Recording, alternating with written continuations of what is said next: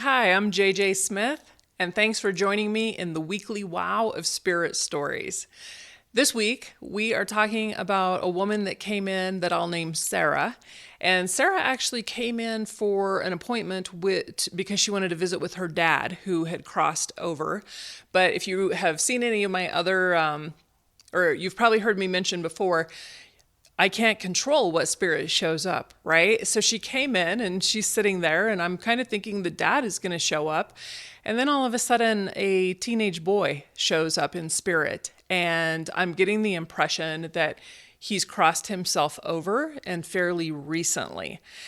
And so I'm asking her, does this make sense to you? And she said, yes, absolutely. I know who that is. And I said, he's here because he he's making me feel like his mom found him. Is that right? And she said yes. And I said he has a lot of regret and sadness around the fact of how that's going to affect her the rest of her life by finding him like that. And so he was hoping that you could get a message to her.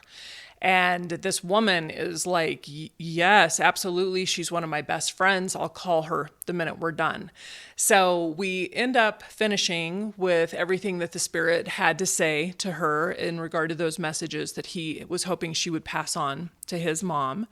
And then her dad started showing up. And so I often talk about spirit gives us exactly what we need when we need it. And in that scenario, even though she had hoped to talk to somebody different, and he did end up showing up at the end of the session, there was another spirit that had a really important message that needed to be shared. And he realized this was the opportunity of him being able to tell his mom some really important things. The thing that always surprises me in such a beautiful way in what I'm doing with the medium readings and the mediumship work is the level of healing that comes as a result of people that are able to come in and talk to their loved ones who have crossed over. A lot of times in life, we have things that were left unsaid, or we have things that we regret.